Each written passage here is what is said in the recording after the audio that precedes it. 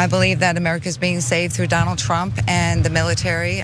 We have world leaders involved, and they're taking back their rights. It goes back to the Constitution. It goes back to our freedom. It goes back to God. It's biblical, and I believe that we're on the verge of seeing it happen immediately. We have judges in place all over the country.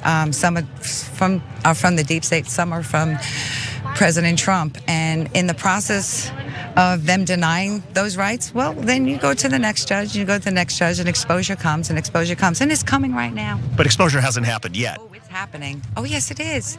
You have to get off the news. You have to go someplace else and find it. Can you point to me a single judge that has ruled that the election was stolen or that there was malfeasance that would have overturned the results of any state?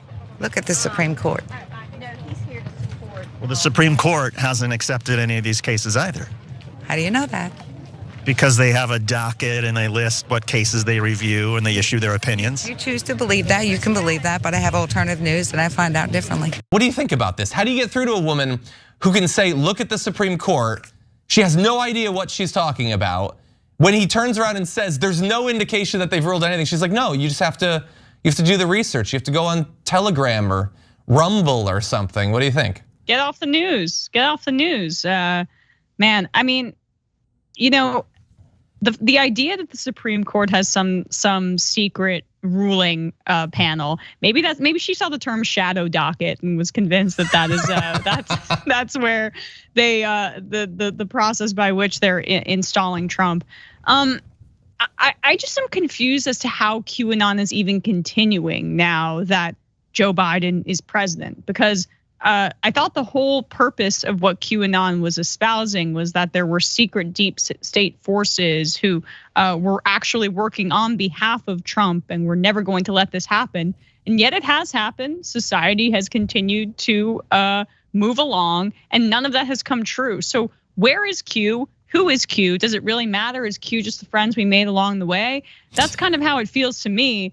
Obama is playing Sleepy Joe Biden in a mask. George Woods, the actor, is playing Sleepy Joe, trying to wake people up by pretending to spend all this money in Ukraine that he signs and he's signing a blank paper.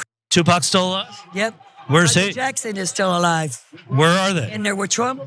Oh, they're in we're out here, damn it. I would have loved to have seen Tupac. I'll show you a picture. Baron, I don't know. I feel like I'm being a little bit of a Debbie Downer because again, the urge is to make fun of them or mock them. But I feel like these are people who might be struggling with some stuff, you know?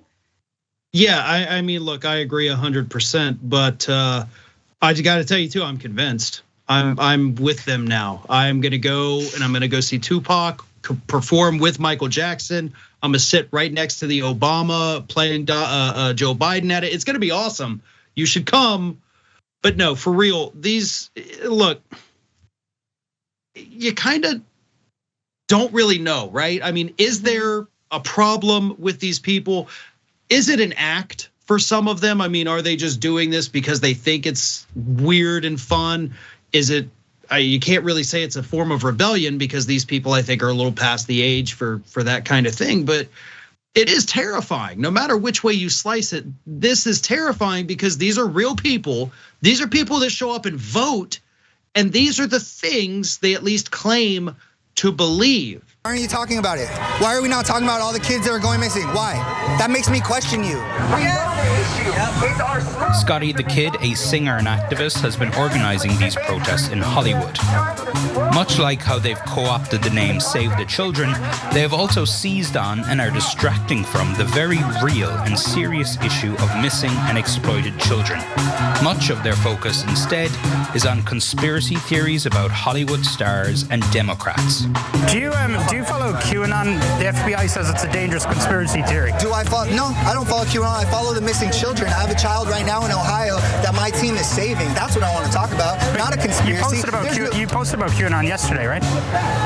On your Instagram story?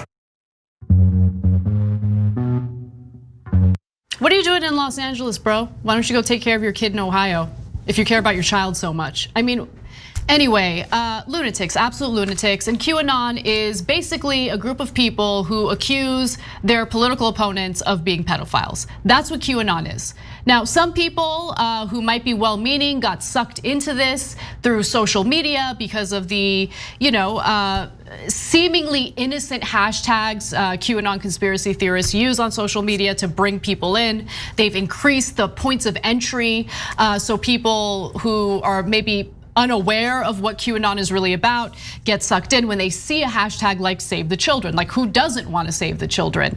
But at the core of this, and this is why it's so dangerous, you have absolute malice, ill intent, people who are just trying to smear political opponents, people they disagree with.